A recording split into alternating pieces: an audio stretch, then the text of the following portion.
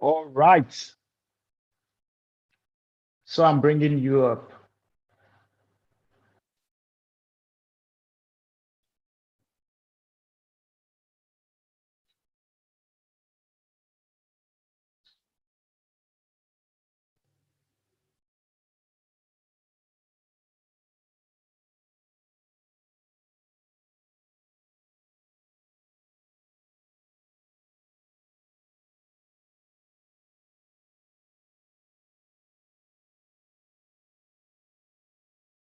All right. So hello, everyone.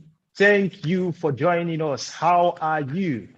So today we are going to look at the role of agriculture in DeFi. And joining us here is Mr. Emmanuel, who is the operation lead for FarmCoin. So he's going to talk to us about the role of agriculture in DeFi. But if you're right here, Mr. Emmanuel, can you please say hello to us? Mr. Hello. Emmanuel is the, yes, you're Hello, good evening. welcome. Can you hear me?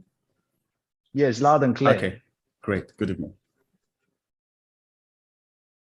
Okay, so Mr. Emmanuel is the lead of operation for FarmCoin, and he's also a veteran trader, and he has a couple of years of experience as well in the agricultural sector. So, Mr. Emmanuel, over to you. We'd like to know more about you and what FarmCoin plans to do in the DeFi space. Okay, good evening, ladies and gentlemen. Well, I am speaking on behalf of Emmanuel Dolake. Emmanuel Dolake is a technical lead, and I am the operations lead, and I am Sanjesh. So I want to say good evening. Well, the profile read is about mine. I am 15 years experience in trading, not crypto actually, but foreign exchange, retail foreign exchange, and I have good experience in crypto. And over 30 years experience in agriculture. And I'm privileged to be one of the team mates on this project. So I'm glad to be here tonight with you, and I will be saying a little things about FarmCoin, and perhaps touch on agriculture as well. I'm glad to be here. So can I start? Yes, sir. Okay, thank you very much, Mr. Gilbert. Nice to see your face. I've heard your voice like 3 times or 4 times now. I can see the face behind the voice. Nice to meet you. I'm very sure we'll still have a program on your channel's event. I think we discussed that severally internally about holding some of your live program on channels. I think it's some channel. So yeah, when we're getting close to the ICO IDO launch, sometimes in August, September this year. Okay, thank you very much for the privilege to be here tonight. I don't know, my slide is not moving. Yeah, okay, there it goes. So I want to quickly talk about some things about agriculture and why we need to take agriculture very seriously. You see, it's amazing how we love beautiful things.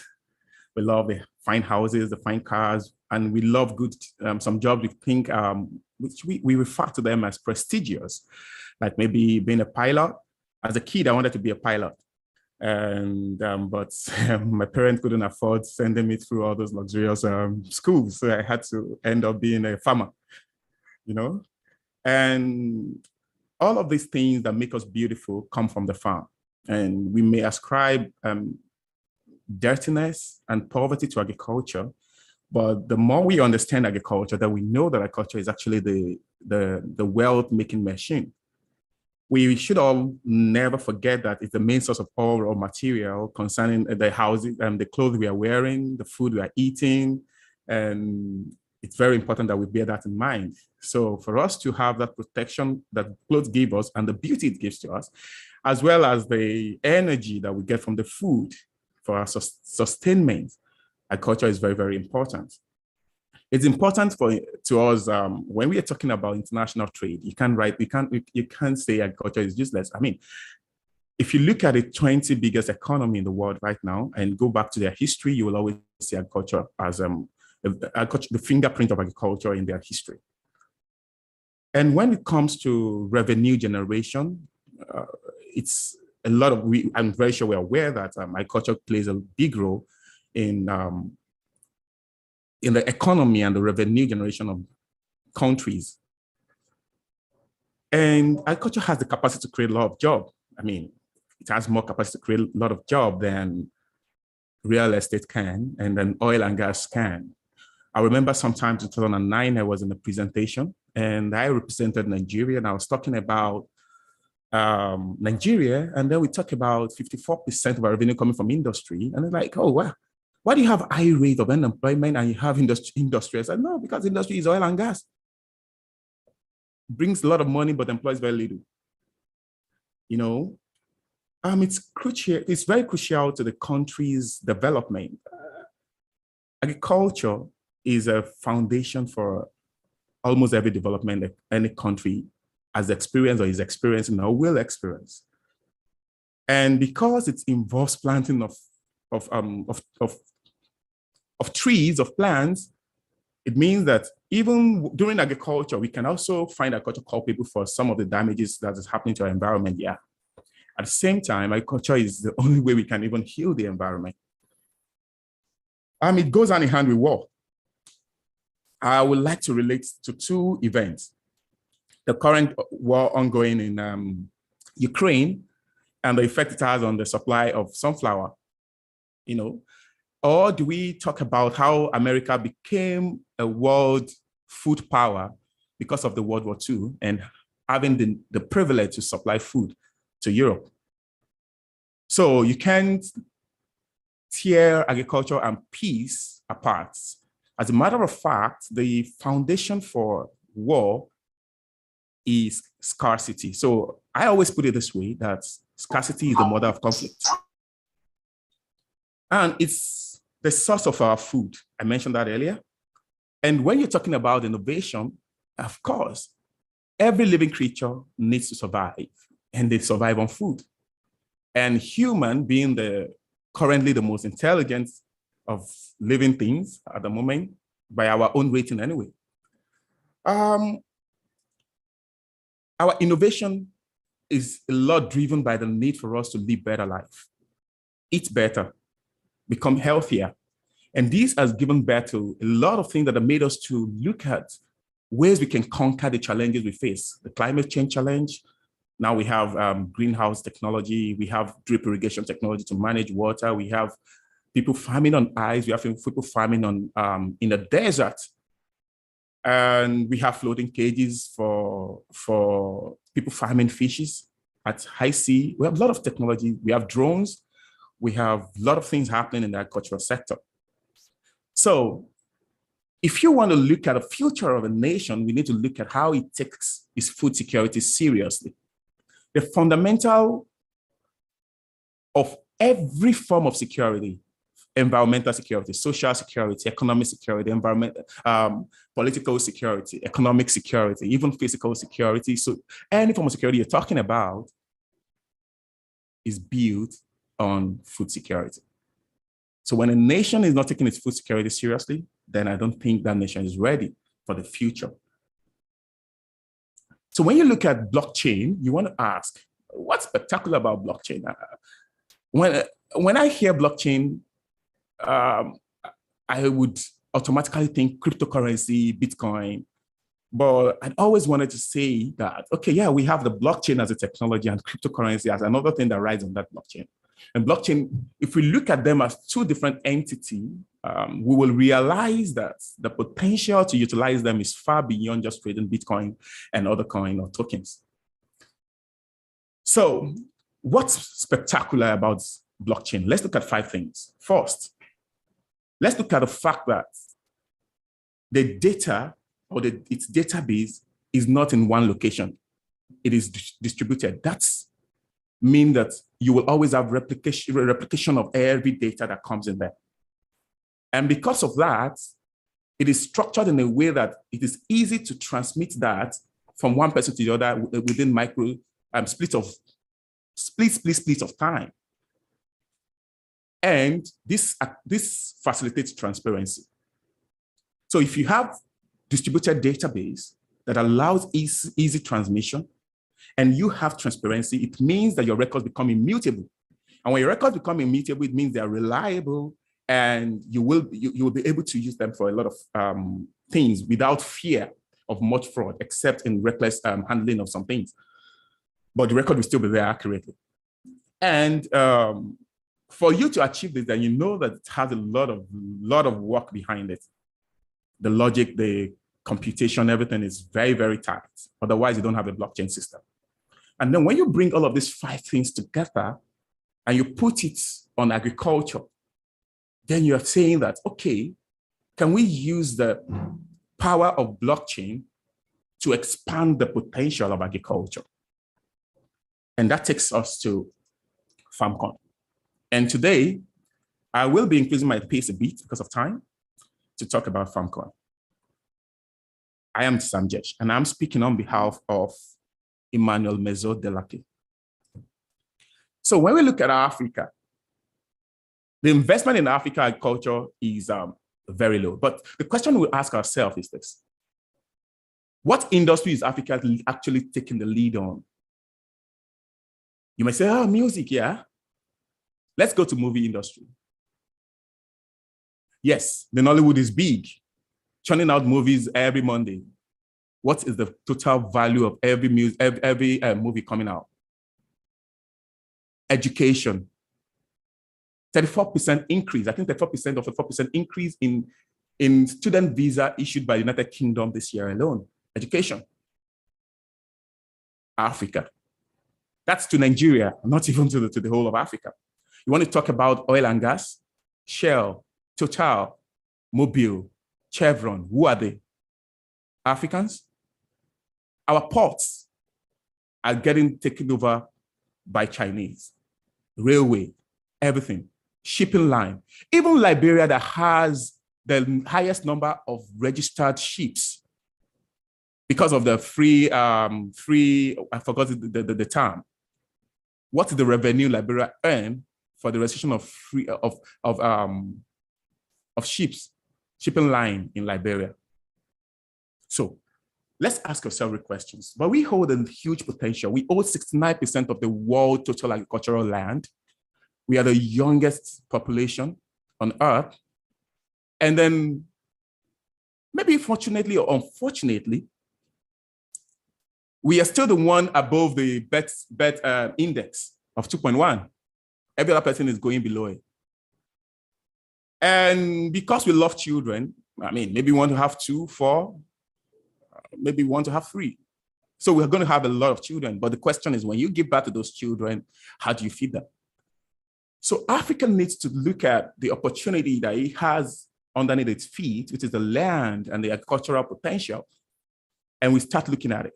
Because the real problem there is not about us even giving it away, but it's about the fact that agriculture now and the roles and the job that it's creating are jobs that drones and robots can take now.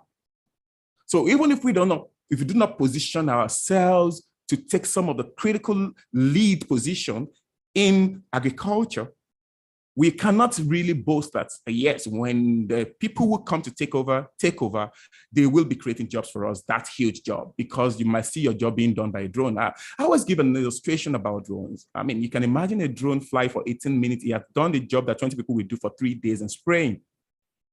Would you rather pay 20 people and bear all of those risks with them for 3 days when you're even sure of inaccuracy, or use a drone for 18 minutes? In that 18 minutes, you can leave the drone flying and you can be doing something else. When the drone is done, it goes land itself.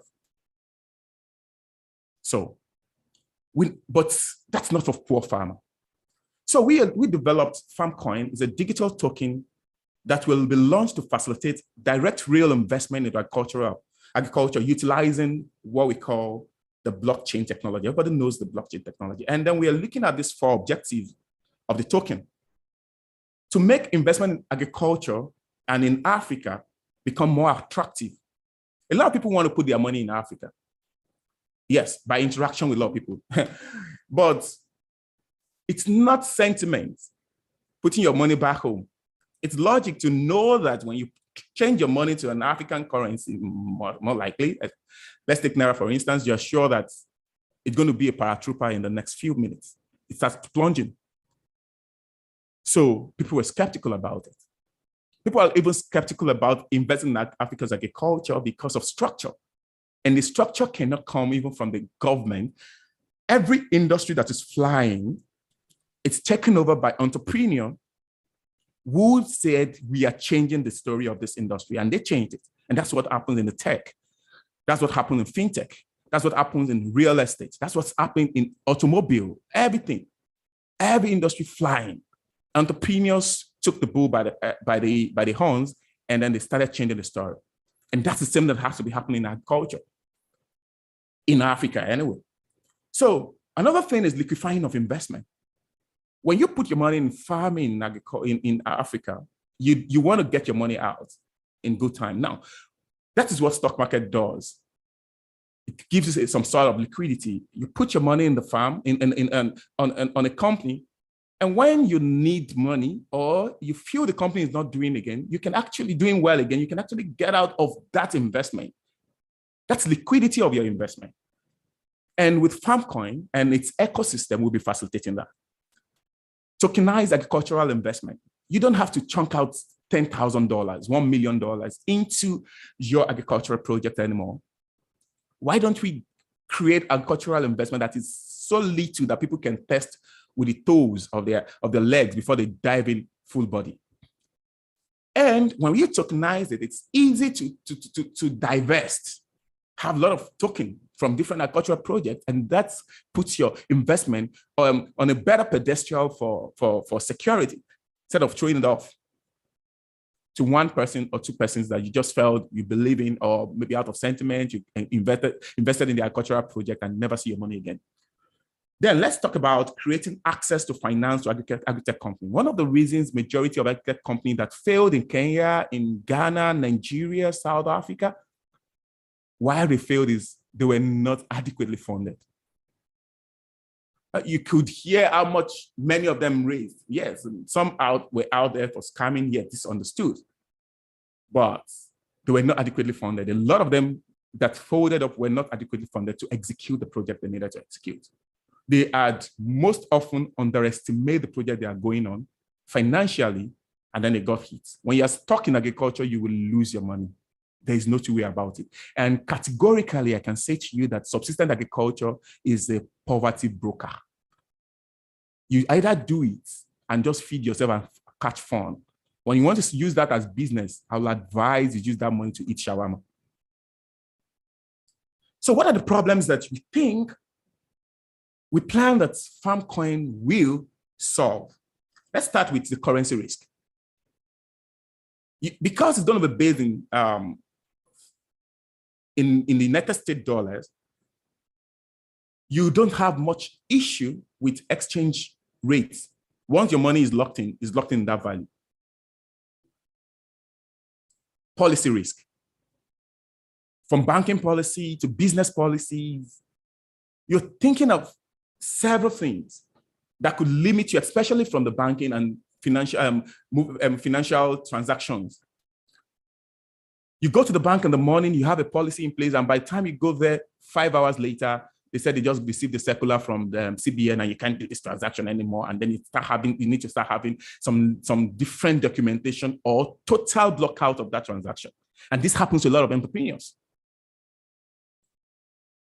And that takes us to international transaction. You could do an experiment, buy dollar from the black market, take it to your domiciliary account and put it there and try to transfer it out of the country. It's kind of difficult. I have a Nigerian card from Guaranteed Trust Bank. My monthly limit is $20 per month. It can't even buy simple software. Imagine you operating having a small office and you're just doing your business, perhaps your business is even IT, and then some people just bump into your office and nab you and say you are Yahoo Yahoo.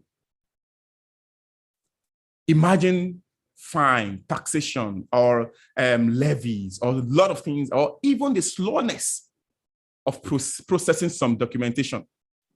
and see how it slows down. I mean, how easy it is for an agricultural company to jump up and get listed on the stock exchange of Nigeria or FMDQ or any other one. Liquidity on the two sides. The investor wants to be able to have access to his money. He sweated for that money. It is his money, it is his work, it is his blood, it is his sweat, it is his life. He doesn't want to throw it away, he doesn't want it locked up somewhere. And when he invested somewhere, yes, it's yielding, but when he needs money for an emergency or for an exit from a business he's not feeling good about, he should have the liberty to do that. And on the other side as well, the investee needs to have sufficient amount of fund to be able to execute his project efficiently. And in doing this, why can't we have investment that are cheap, that are easy for people to think about it and just flip? Let's do it. Let's do it. Let me buy some 5 tokens, 10 tokens, and then you have little. And then before you know it, you have a very large portfolio in your wallet. So these are the solutions that FarmCoin is bringing.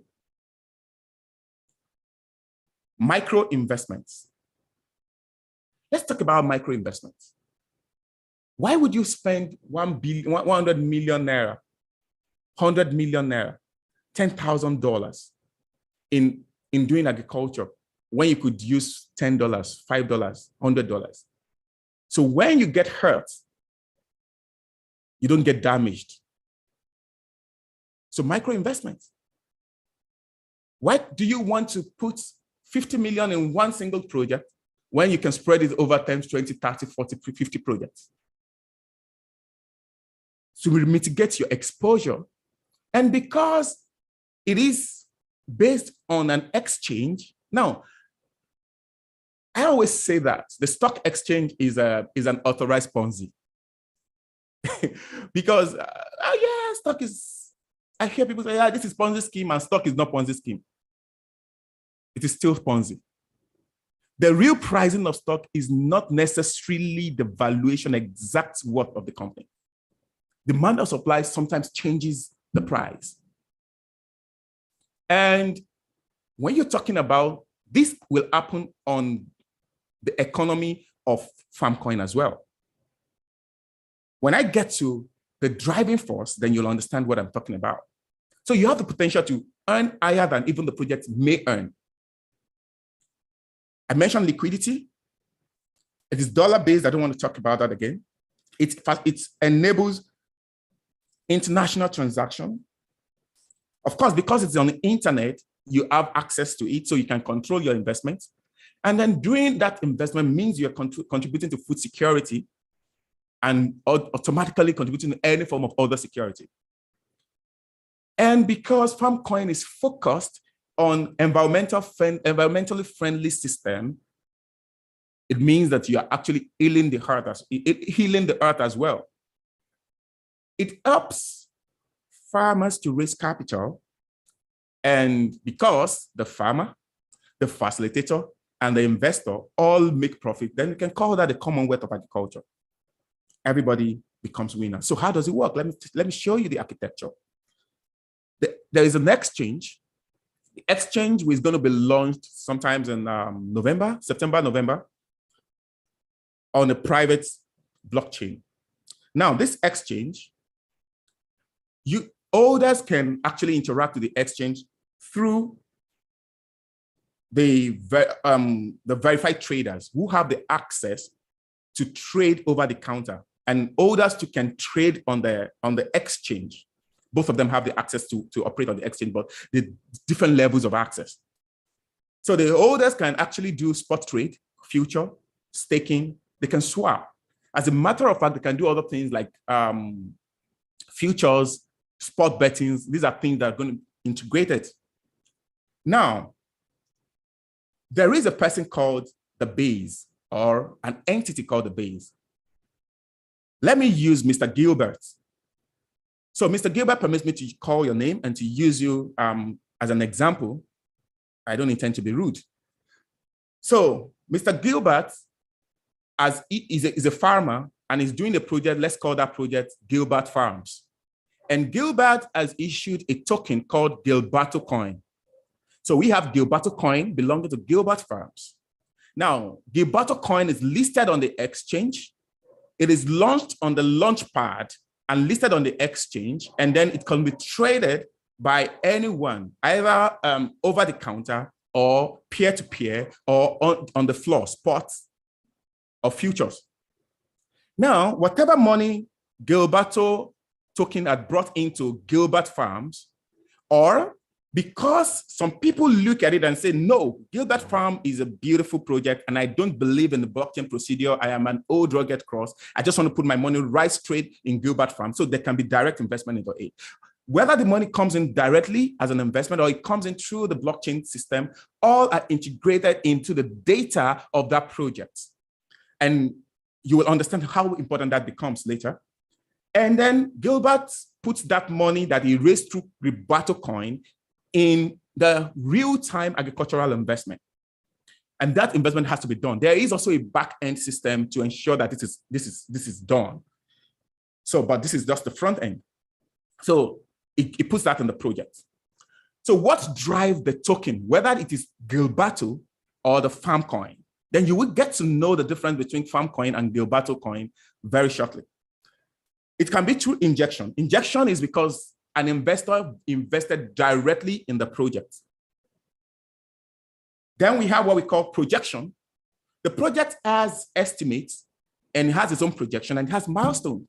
So as it's attaining those milestones, whether it's progressively or regressively, it affects the pricing of the token attached to that project, because we get real-time or near real-time data from the farming operations integrated into the blockchain system. So traction is simply the market forces. Should we call that price action due to force of the demand and supply of the coin? So when more people want the Gilberto coin, the price shoots up, regardless of the fact that, regardless of the value of the project in itself. Now, this project, as we are on the engagement level, and we're commencing pre-sale on 20th of June, 2022. The white sale is scheduled for August. And then the ICO, IDO, which is going to be hybrid, will be in September, before I would discuss the old milestone towards the end of the presentation. So there are 4 players in the ecosystem, not in the large ecosystem, in the old structure of the ecosystem. Those that are the internal people working in the company, the dealer broker, which are the over-the-counter traders. They make money from the spread. They are highly verified people, and they are in different parts of the world, and they can actually trade any of the token and transmit funds and look to their local clients. They make money from the spread. They make extra money. Then we have the traders, the people that hold the token. These are people who hold the token, and they simply come on board by registering, and then whether decentralized or centralized approach, they come on board, they can trade their coin, they can hold the coin and do anything they want to do with their coin. Then the issuer is now Gilbert, which issued Gilberto coin. So anybody who has a presentable agricultural project and wants to put that project out is the issuer. So let's talk about the ecosystem. The ecosystem is going to feature Gonapad. Gonapad is the launch pad where multiple agricultural projects can be packaged, and they release their token, and then they can launch into the market and raise capital for their projects. Then there will be a fintech arm of it, which is the end of the immediate plan that ends sometimes in June 2023. So we call that Gona Bank, okay? And it has some other babies under it. But one very critical and important part of the setup is the training school. It's a decentralized training system that allows people to train on different parts of agriculture, to acquire knowledge, to become fellowship members of any form of fellowship that is launched there, and of course, also conduct researches towards improving Africa's agriculture. And there is a decentralized job and service community. So you're a graphic designer, you're an IT guy, you're a logistician, you are a media person, whatever you're doing in agriculture that is supporting agriculture, you can actually present yourself there. Now, it is an advantage to you because we showcase you. And it is an advantage to the issuer or whoever needs your service because he has option and opportunity to take from several options, and then he can pick the best for the best pricing.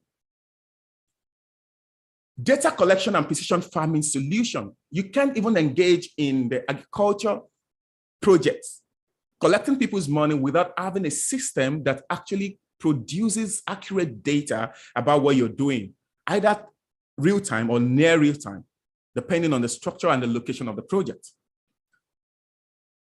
This data, of course, it's fused into the pricing of the token that you have issued.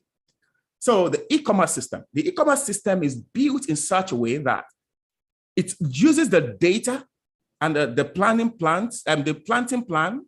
It uses these to estimate when you're going to have a yield. Now, there is a report from Bureau of Statistics that about 55 to 85% of fruits and vegetables in Nigeria waste away, post-harvest lost. What happened to this that makes us to experience these post-harvest losses? Different things. But one of it is that farmers harvest before they even start seeking market.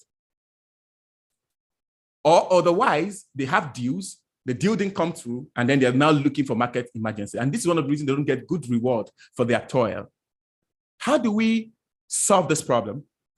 By having a system that tells even the people who offtake or who aggregate some of this commodity ahead of the commodity ripening or readiness, so that they know that, okay, Gilberto Farm is going to have 50 tons of chicken by end of July. So I should be prepared to take part of it.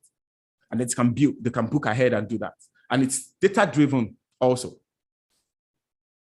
Now, Acceleration Hub is, the way people want to become CEO is amazing. I'm one of the people that don't even want to be called CEO. You know, a lot of people want to become CEO. Then we ask question, what's experience, the knowledge, the soft skill they have to actually lead people and lead a company and manage finances and systems.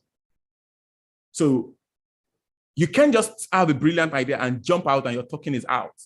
If there is need for you to be polished, you have to be polished. But how do you even make agriculture profitable, acceptable, and draw investment to it without talking about media? Media define how we dress, define what we call religion, how we call God, define what is beautiful and what is ugly, define what color is good and what color is bad, define almost everything, manipulate wars, manipulate politics, manipulate finances, media. Now, when you're talking about agriculture and you don't want to talk about media, I don't think you really want agriculture to grow. And how much of agriculture are we hearing out there?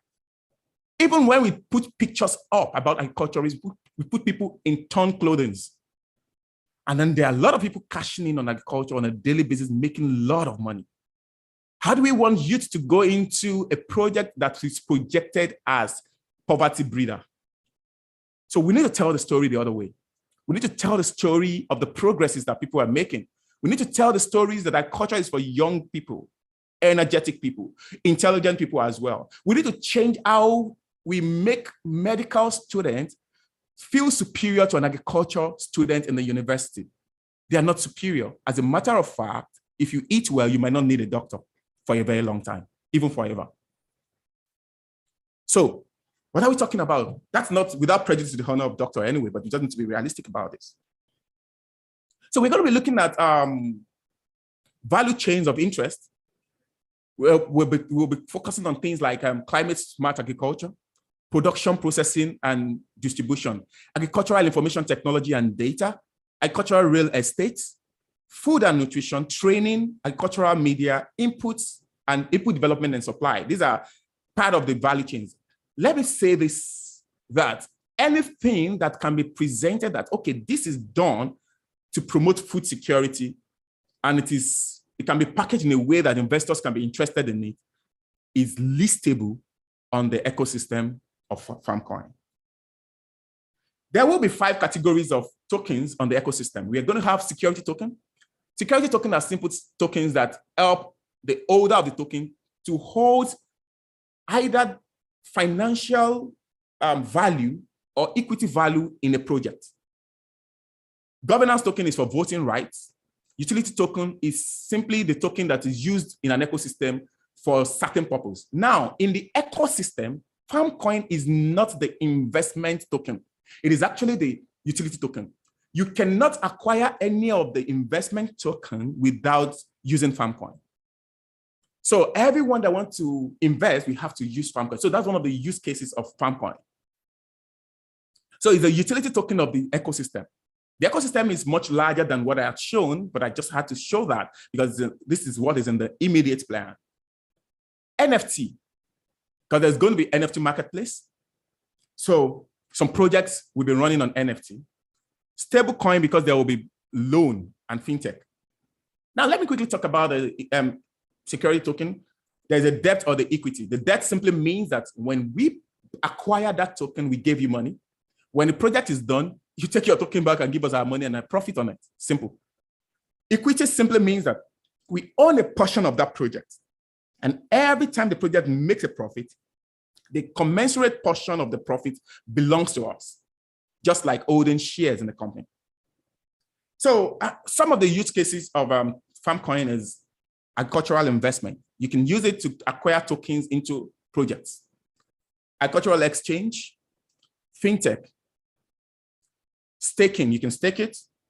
You can use it to raise capital because, of course, when you want to raise capital, you issue your token out. People that want to buy your token have to acquire the Farmcoin before they can convert it into your token. Then crypto loan. So when fintech starts or the crypto bank, Gona Bank starts, there will be crypto loan for people, terms and conditions apply. So let me show you. This is the launch pad. So you have the launch pad and each of those rectangle, the red, the green, the blue, the gray, represent different tokens issued by different companies or different projects on the launch pad. All projects are agricultural projects. Please do not define agriculture as take seed, put to ground, and put water. Do not define it as buy day old chicks and nurture them into table size. No, agriculture includes even running restaurants. Kilimanjaro is an agricultural company. Mr. Biggs is an agricultural company. Let me look at a company that writes codes. Maybe Antire, maybe Becker Artificial Intelligence. That's an agricultural company because he specializes in writing code for agricultural solution. So it's an agricultural company. It may never have held a hoe or driven a tractor, but he is an agricultural company. So the token can now go to the exchange. Those round stuff are showing tokens on the exchange, but you can only interact with this token through Farmcoin. And when you have the Farmcoin, you have the power to do peer-to-peer amongst yourselves. You can actually swap Farmcoin and token either way. And if you are on the peer-to-peer level, you can actually swap tokens among yourself. So let's say we have Gilberto token and we have Jesh token. So you can swap Gilberto token with Jesh token. Farmcoin will also be listed on major exchanges, which means that you can, with your Farmcoin, you can interact with other important or bigger cryptocurrency. So as an hodler, you have the coin in your hand, and you can stake. You can do spot trades, spot betting, future. If you go through the verification process, you can even become an over-the-counter trader. And with your coin, you can interact with some of the ecosystem, 4 of which I'm listing here: the fintech, the blockchain fintech, the NFT marketplace, the e-commerce, the service community, and any other of the ecosystem coming up. So 4 ways you can be part of this project. We are not really talking much about the first one I want to talk about. That is holding equity in the company. This is a behind the scene discussion, not something you discuss through the blockchain. So it's wanting to hold part of the shares of the company, or you become a holder of the coin. When I get to talking about the economy of the coin, you will understand how Farmcoin is going to be increasing in value as time goes by. Or you have a project like Gilbert did, by issuing Gilberto coin. So you can actually list your coin and then raise money. And then, excuse me, and then you can be an OTC trader and you make money from spread. You buy low and you sell slightly higher, regulated also, and then you can make money from the spread. So let me talk about the tokenomics. Farmcoin is current at the initial stage, will be sitting on BEP20. FKN is the ticker symbol, and as of 18 decimal, there will only be 100 million of it. No minting, no burning. No minting, no burning. Why? It is a utility token for the ecosystem. And the ecosystem is looking at using its launchpad to launch several agricultural projects, looking at maybe 500, maybe 1,000 within the next 15, 30 years. Now, as those projects are launching, all the funds that the projects take into itself, the project is not Farmcoin's project, they are individuals' project. But every of the investment that goes into each of this project becomes part of the economy of the ecosystem. And the limited supply of the Farmcoin is spread upon the value of the economy. So the demand and supply for the Farmcoin based on the size of the economy will begin to drive the price of Farmcoin up or down. So to the public in the immediate, which is about 3 to 5 years, will be about 50% of it, which is just 50 million, while 40% will be kept in treasury. The development takes just about 5%, marketing takes just about 5%. So pre-sale is going to be starting on June 2022.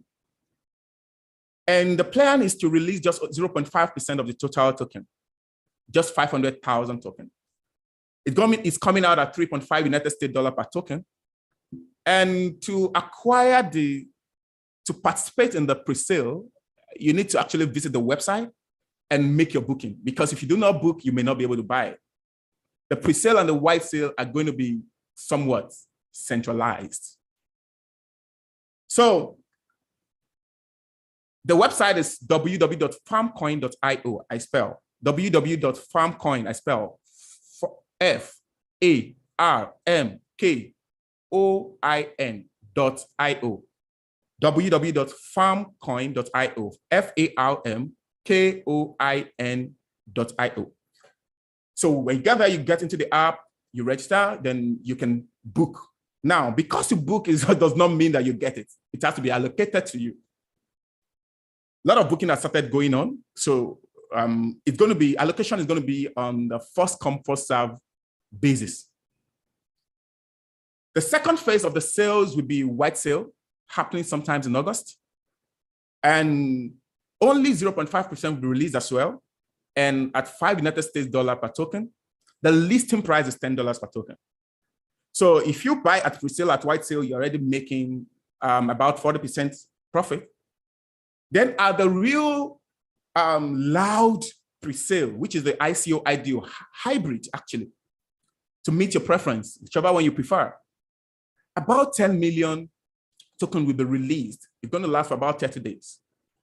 Let me say that the pre-sale is 21 days, or if it's overbought before that time, it ends. White sale is 20 days, same as pre-sale. ICO IDO is 30 days. We'll be selling at $7. So people who buy at pre-sale would have doubled their money by then. Then the IEO is when we are launching. We'll be launching our own private blockchain. And at the same time, we'll be listing the coin on 5 other blockchains. 5 other exchanges, excuse me, please. And about 40% of the token will be released also at $10 per token. So this is the milestone. I mentioned the pre-sale, which starts in June, the white sale in August, the ICO IDO in September, and in November, our private blockchain and the exchange, which is going to focus only on agricultural token, will be released. Then the ecosystem. Now, Farmcoin in itself is not the ecosystem. So the ecosystem where FarmCoin will run will be unveiled in December 2022. I think it's in South Africa. In January, the data system for agriculture, which is already functional and set up, will be unveiled and integrated into the system as well. By February, the launch pad and then the initial exchange offering, as well as listing, will come up in February. More listing anyway. And in June, the agricultural fintech will commence in United Arab Emirates. Before I come to the end of the presentation, please, the initial projects are looking at 12 projects, looking at 6 countries, Nigeria, 4 projects, Ghana, 3 projects, South Africa, 2 projects, Liberia, 2 projects, Kenya, 1 project, to the tune of about 250 million United States dollars. Success of this project, initiation alone and progressive success of this project will drive this coin up by another 44.16%. This is the estimate within the 18 months after listing. The project, the donor stock and FarmCoin as the whole ecosystem is targeting just 5% of the estimated 1 trillion United States dollars agricultural economy of Africa as at 2030. So coming to the end, there will be bounty and some giveaway. About 78,000 United States dollars had been earmarked for bounty for only 10 global winners. When it's time, it will be announced. There will be 4 categories and it will span over 120 days. 100,000 United States dollars have been earmarked for airdrop, and there is airdrop referral bonus. So when you refer people to airdrop, you can get bonus for it. That will span over 40 days, and there might be a series of airdrop. Giveaway, about $72,000 earmarked for giveaway. This is anybody can win. Simple task, please pardon the spelling of simple task. I will correct that. And that spans over 60 days period. For every of this activity, the time will be announced if you join any of our community or through our relationship with your community, or on our website, or on our social media handle. Let me say again that our website is www.farmcoin.io, FARMKOIN.io, and there you can find our social media handle. You can find everything you need to know and how you can interact with the agents and the staff of the project to guide you should you need any guidance. I would like to entertain questions. Thank you for your rapt attention.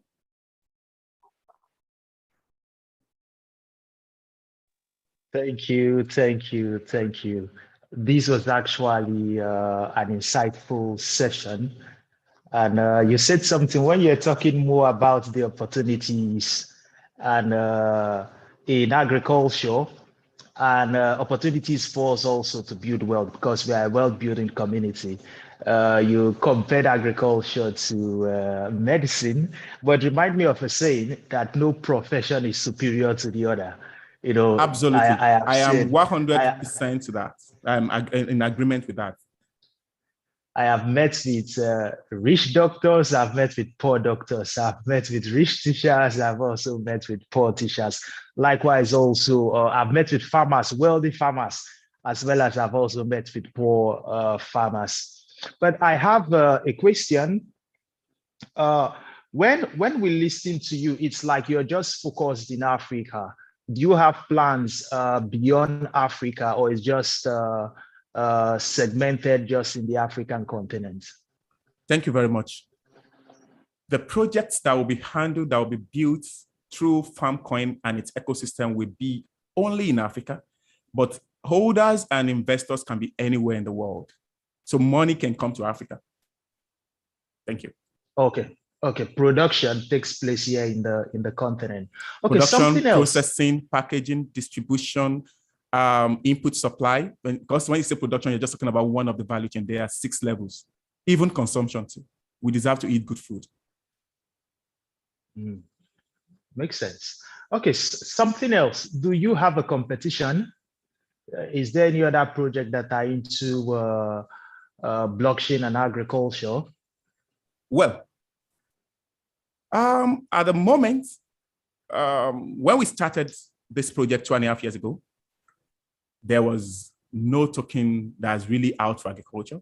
At the moment, there are some few tokens. We've studied them. The one that's very close to it is taking investment into agriculture, into its own project. I think it's an aquaculture project.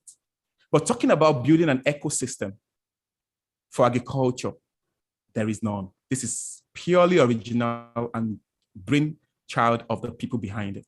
It took 2.5 years of work and research and a lot of experience put together to do this. Thank you.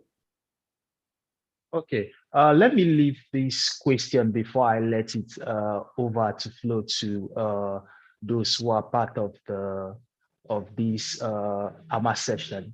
Does your team have an exit plan? If you do, we'd like to know.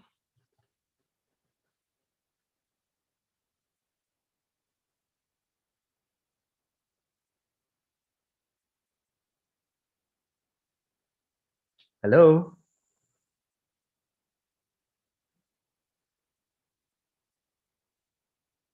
Can I be Sorry, heard? I was trying to unmute my mic and its stuff kept disappearing. I'm sorry. So it took me some time.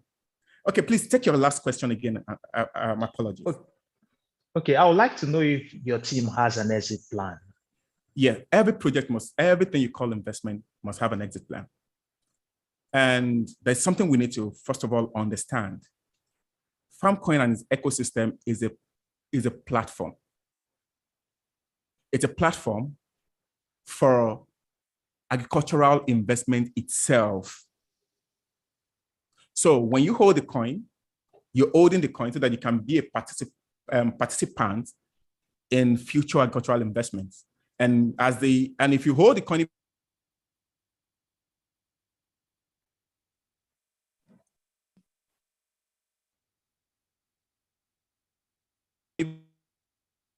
it's growing and you want to cash out. So that is possible for you. Now, talking about each and every project that comes in, the reason why we have a system behind it, I mentioned that there's a back-end system, there's a front-end system which runs on the blockchain up to the exchange. At the back end, there is a kind of system for regulation and management, which is meant to protect investors. Now, this project is not built such that you just throw out coin and you buy the coin. It has to be a real business. So when Gilbert comes in and he wants to release Gilberto coin, it doesn't just come out and speak fine English and say, oh yeah, your project is fine, now list the coin. No, that's not it. Because everybody buying that token is putting a part of his life in it. And because they're putting part of their lives, we need to ensure that they're not wasting it. So we'll have Gilbert go through some security things, like ensuring that there are insurance system in place. There is trusteeship in place. When trusteeship, we're talking trusteeship, we're talking about having control, taking control of this from you so that when you begin to mismanage this project, it can be taken away from you and liquidated or transferred so that investors can go out, maybe slightly bruised if it is terrible, rather than completely battered. Thank you. All right, thank you for that. So we are leaving the floor open now to the audience. If you have a question after listening to this, please just raise your hand. Raise your hand and we will bring you up.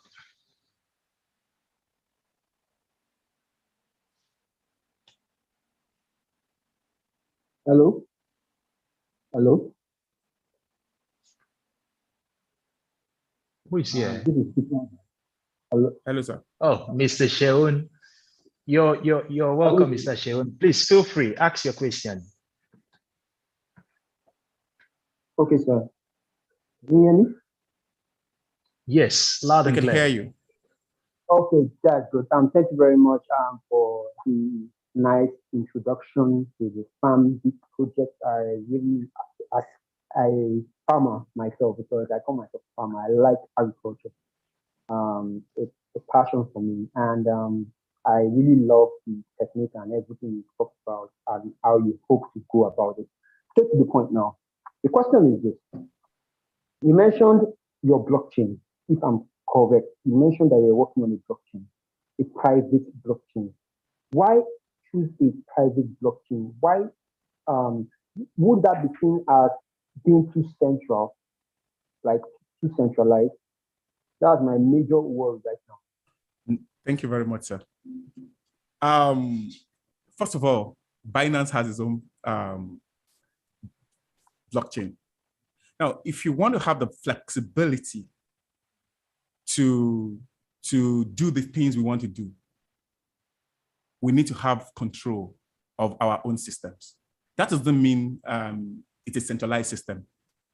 Remember that several projects are up there. It's still completely blockchain. Several projects are up. You have the freedom to go into any of the projects and liquidate any project and jump from project to project. But for us to give you the launchpad, the community, to toggle all of this thing, if we were to do it in Ethereum, on Binance or any other blockchain, it will be very, very expensive. You'll be paying a lot of service charges and everything. And so this is the reason why we had to take the harder way than the easier way. We could easily just partner and jump on any blockchain and then we pay for service and then we make all the noise. No, it's better we have our own system and then we can, it's harder, but it's better and gives us the flexibility and we can actually put in the amount of security we need to put in it. Eventually it drives costs down in the medium and long term. Thank you very much, sir. Okay, hope you don't mind. I still have one more question. Yes, please fire, sir. All right. Aside this point that you raised, let's be honest. Building a blockchain infrastructure is very, very expensive, especially with Solidity developers. I know this because I actually have a team of Solidity developers I work with. So I understand how it works. It's very, very expensive. Mind you, it can be done, but it's expensive. And also, you want us to be careful. So you need to put a lot of business consideration. Okay, yeah. That's fine. What about bridge? Are you looking towards bridging your project to other blockchain platforms? Yes, definitely. I mentioned it. There, as a matter of fact, I was in a meeting with even the technical guy, and I looked into the tech because the technical aspects are held by another team entirely. These are the team. This is the team that Dolake is leading, and they are based in India. They are Indians. So I read some of the document about the way it's being built and everything. So there is a bridge. There is a connection that allows us, because in the long run, we want to still be able to interact with other crypto society and the cryptocurrency. So it's very, very important to minimize cost of transaction and everything. So we understand the importance of the bridging, and it's part of the plan. And we also understand how expensive it is to build a blockchain, but it's not as expensive as it used to be. Things are changing very fast. Technologies are changing, even in the blockchain industry, sir. Thank you. Well, I accept that technologies are changing, but probably, maybe you guys want to fork a blockchain that already exists. Probably that's one of the things. That's where you get all. Thank you very much. Well, thank you very much. I really understand you. I really appreciate you. Thank you so much, sir. Thanks for the contribution to it. It's very enlightening too. Thank you. Yes, sir. All right, we have another question. We just rounded up from Mr. Sean. Okay, Mr. Kennedy. Mr. Kennedy is raising his hand up. So you could unmute your mic.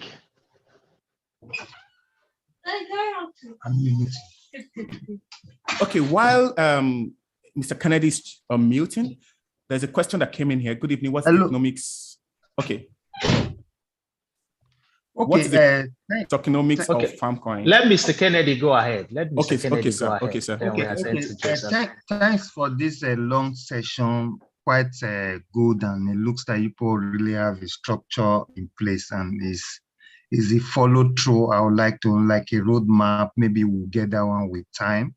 But what I want to know is that, first of all, the listing price the pre-sale price looks high. I just don't know on what yardstick that $3.5 was reached. Then secondly, your tokenomics is the 100 million. Is it the maximum supply? The 100 million, is it the maximum supply? And also, we really don't, it's not clear what portion of that 100 million is going to the real backers, because you say you're going to sell 50% of that, and 40% for treasury, then 5% for marketing, but you didn't really talk what the owners, the real backers, the starter like you, what you people are keeping to yourself, because those are what governs the dumping. You know, when the price go, because at a certain point people start dumping. So that's what is the economy is not very clear to me. And when is your listing? If you say your pre-sale is this month, when are you going to list? Is it January, February next year? So okay, thank you very much. Thanks. Okay, I'm trying to look for the slide. I'm sorry, flipping the slide. So if you, in the tokenomics, we add 50% to the public, and then we have 5% to development and marketing. And it's from there that the owners owed. The 40% is actually the treasury for in the long plan of the project. We, the farm coin is living on the economy. And one of the things that must be regulated is the price hike. Price hike in the interim looks good. Everybody wants to quickly get into the market. It's flying, it's flying, it's flying. But it must be highly regulated because it can actually lead to dumping. And apart from that, it's a facade. So the treasury is there. So within the 10% is where marketing and the owners of the project are holding. And that actually provides a level of security. Another thing for the dumping is that can help prevent dumping is the fact that immediately after listing, yes, you asked about the milestone. I mentioned the milestone early. Let me quickly get to that slide. Please pardon me as I'm flipping the slide very fast. So June is pre-sale. August is white sale. They are both pre-sale. We just give them different name. Let's say second pre-sale. Then September is when the ICO IDO, the real big pre-sale is happening. And I'm trying to click through so that I show it. Sorry. Okay. Yeah. Then we will be listing, we'll be releasing the exchange and everything in February. So we'll be listing in February. Now, about the pricing, it's a 18 decimal token, yeah. But it's a kind of an investment token. And 100 million supply is not just the maximum, it's not just the maximum supply, it's the total supply that will ever be. So whatever expansion or shrinking that happens in the economy will be based on this number that we have. So I mentioned earlier that there's no burning, no minting. I want to believe I answered any of the questions. If there's anyone I jumped, kindly call my attention to it, sir. The maximum cap supply is 100 million. Yes, sir.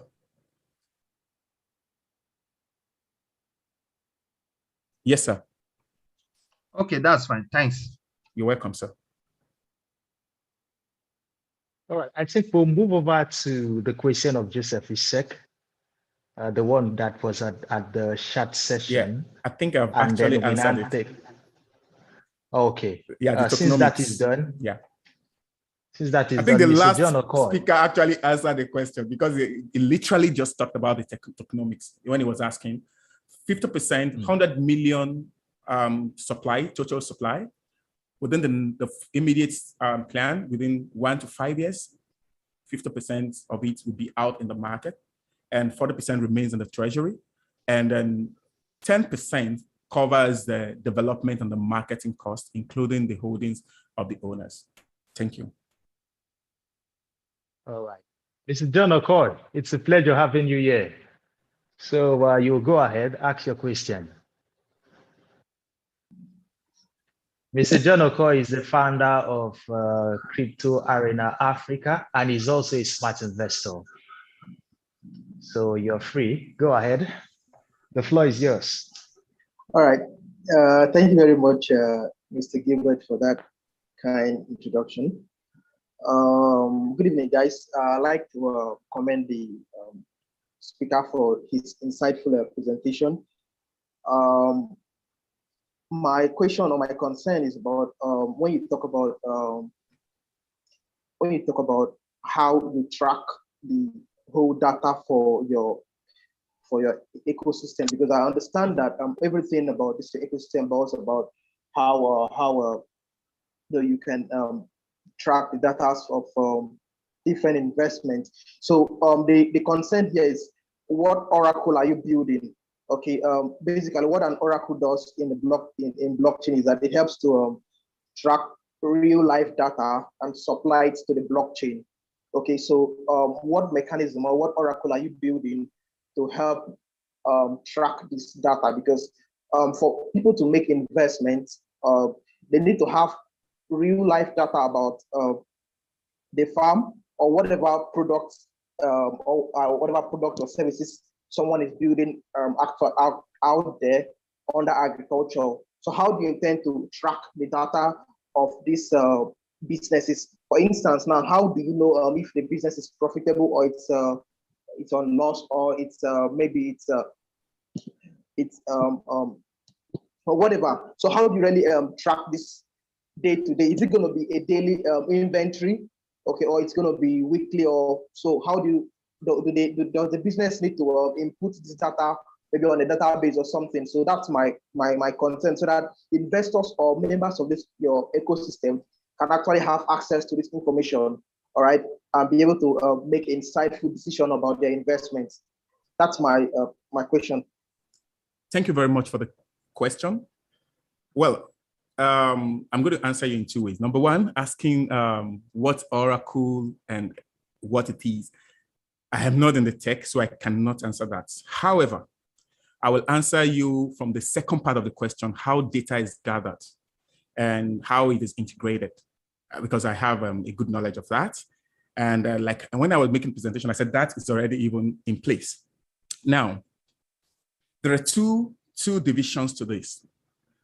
The areas of agriculture or agricultural engagement where there is access to the internet.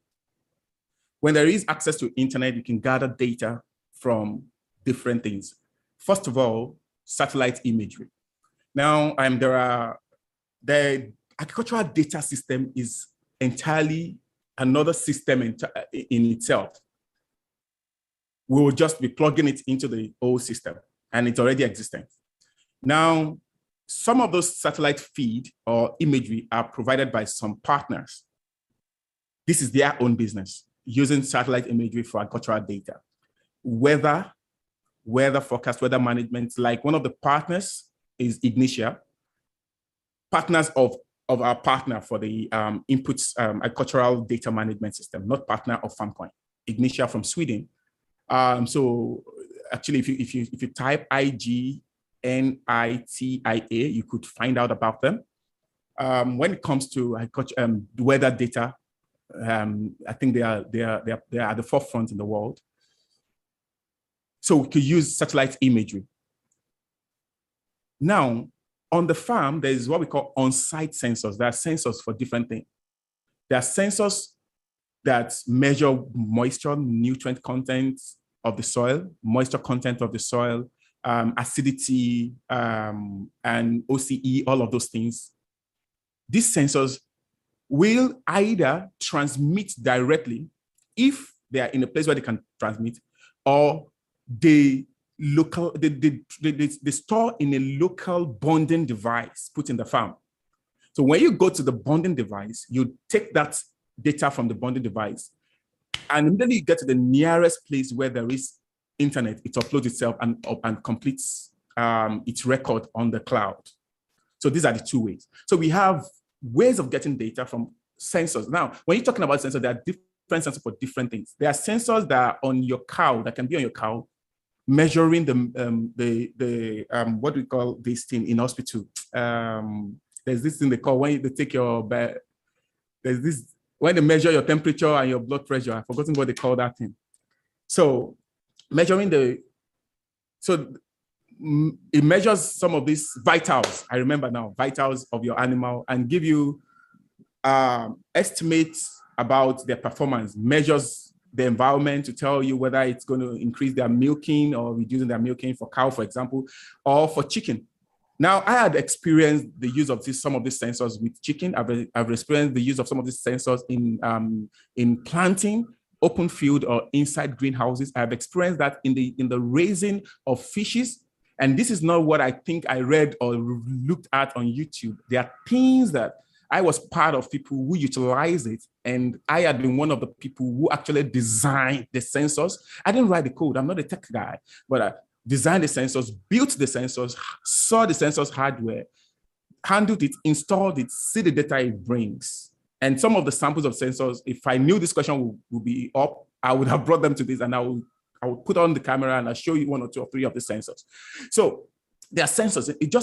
The old data is just about sensors. And then the only thing is that how does the sensor communicate to where computation happens? Is it going to be in situ? If it goes directly, that's why I kept saying real time or near real time.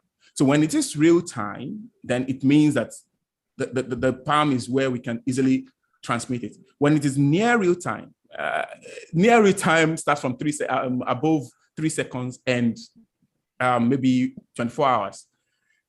This one are the ones that you have to take from the local area, like areas like some part of the north or some other countries where you do not have good penetration of the internet.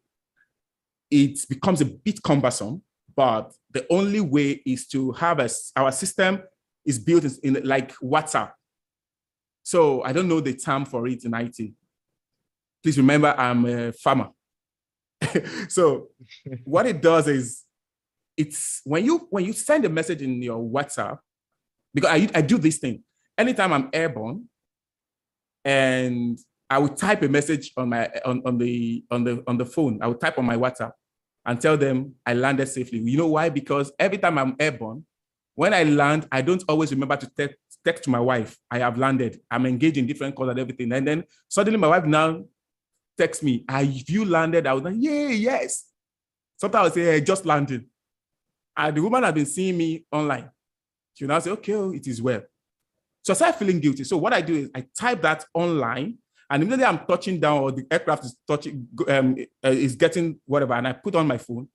Immediately it speaks internet, it automatically transfers. And this is the same style for this kind of places where there's no internet. So once the scout comes into the internet area, it goes out, it transmits automatically to the cloud for computation. So these are the two ways that that is done. But the name of the oracle or system, I don't know whether that's an IT term too. It's technical people that can answer that. So thank you very much. So, okay, thank you very much for your response. I was going to say, basically, what an oracle does, okay, helps supplies the blockchain real-time data. All right. Okay. My last question has to do with because the whole idea I get from this whole stuff is that you want to build an ecosystem that can help farmers or entrepreneurs within the agricultural industry, to raise funds for their businesses or for their farm or whatever. Now, I really want to understand this. So when this business or whatever has raised this one, and then they use it to do whatever purpose they got it for, and the business becomes successful or profitable, how does the profits go to the investors, or it's meant for the business? Because the investors, or did they invest in the business, or they just bought the token they issued out on your blockchain? I really don't understand how to place this. Very good question, sir. Thank you very much. I understand the question. First of all, the essence of expending a part of your money is to get a reward. Otherwise, you won't be doing that. So if you are calling anything investment, you're believing that it comes with a reward. which could be financial or otherwise. Now, when you are holding any of the token, let's take debt token. A debt token simply means that you are lending the money to the project owner. So when Mr. Gilbert issued Gilberto debt token version, it means that every dime he collected from you is indebted to you to that tune of, well, let's say it took 100 million naira worth of money from you, is indebted to you to the tune of 100 million. Now, when the project progresses and the project makes, let's say 20% more profit, it means that you now have 120 million with Gilberto. Now, all of these are going to be put in the economics of the project right from the beginning. So the economics we calculate for the projection, what we expect and all this, including how the project owner also profits, because it has to be paid in the project.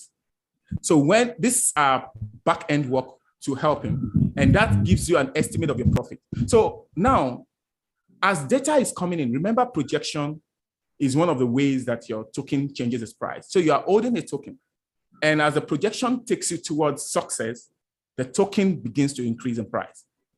And if it's leading towards failure as well, the token may be reducing in price depending on what traction is doing. Now, based on that, you can exit the market if you wish to exit the market. But if you hold on to the end of the market and it's a debt project, at the end of that project, the project is not a continuous project. It will be terminated and you'll be reimbursed. So you can convert all of your token, because your token value will be up to your capital and your ROI, and then you can convert that into your fiat or any other crypto that you want. Now, on equity, if it's equity, what you're saying is equity is for longer term projects. Let's say we look at Mr. Gilbert and he's doing a project, maybe a plantation, and he's planting 1,000 hectares of avocado. Every time the avocado is harvested and it's sold, there is an entity that's the ecosystem will be partnering with, which is to monitor the project. They are called the PMT, Project Monitoring Team. And this include the technical guys that measured and look at the projects. These include the insurance company. This include the trustee that look at everything, because everything that we have committed into your hands as investor will be in the hand of a trustee. Unless all of this is ticked, you don't get access to that money. Even the fund is going to be released on an escrow milestone basis. So what it is that you've raised $1 million. Congratulations. You need just $200 million at the first milestone. You get that. If at the end of that milestone, you're not meeting, you either go for a bailout if it is feasible, or a salvage, or then a project cut short, depending on evaluation. So it means that at every moment in time, someone is looking at the project, and they are third-party company. They are not going to be Farmcoin. So if you now have the equity, you hold the equity token of that project. Let's say your equity is 5% of the total project. You are entitled to 5% of the total profit that project makes, except the project says we are, and it's not going to be just like that. They can't just force that on you, because there's also some project depend on the structure of the project. Every project will be structured uniquely, but let me say that this project is structured in such a way that there is also governance rights based on voting right based on your equity token. Then you have to collectively agree on not 100% agreement, like voting, you know what I mean?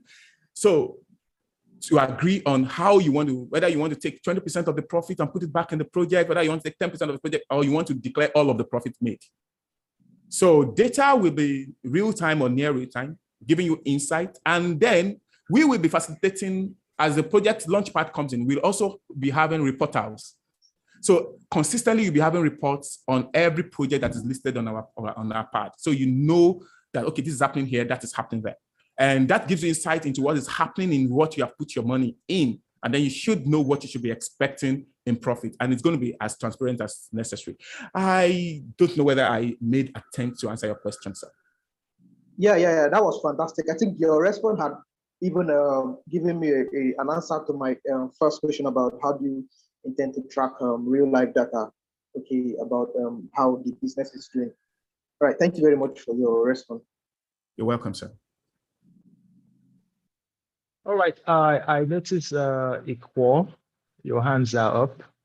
R, it's like we've lost her. Her hand has been up and also said hello in the chat room. Okay, do we have any other question?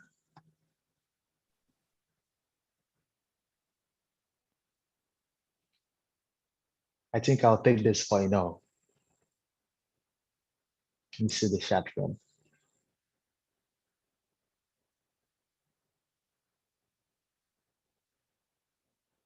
Okay, I'm going to take this for a no. This is something we are going to do. There is a form available from FarmCoin team. So those of you who are present will have to fill the form.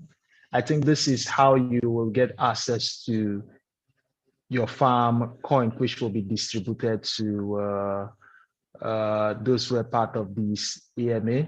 So I'm dropping the link. Go ahead, click on the link, fill the form. Okay, this is something else I'm going to do.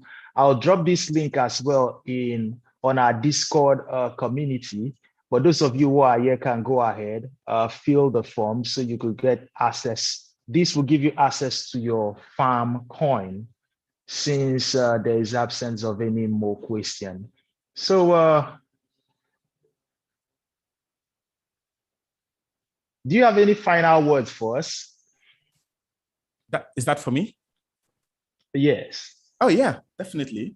I want to say thank you for honoring this call, giving me the opportunity to speak to you tonight. I count it a great privilege. I'm not taking it for granted. That's one. Number two, I want to say to you that you can actually book for your coin by visiting www.farmcoin.io. Remember that you cannot participate in the pre-sale unless you actually book ahead. And the allocation is done on first come, first serve basis. If you acquire your coin at the pre-sale, you will have doubled your money by the ICO IDO, and by the listing, you will have made about 285% profit. And I want to say that let's work together. Let's be hopeful that Africa would take charge of its own agriculture. Thank you for your time. Thank you for your attention. And I wish you a very blissful night and, of course, productive week ahead. Thank you and God bless you. It was great having you. All right, everyone, we are going to end this meeting, okay? In 5, in 4, in 3, in 2, and 1. I'm going to see you all later or at our Discord community.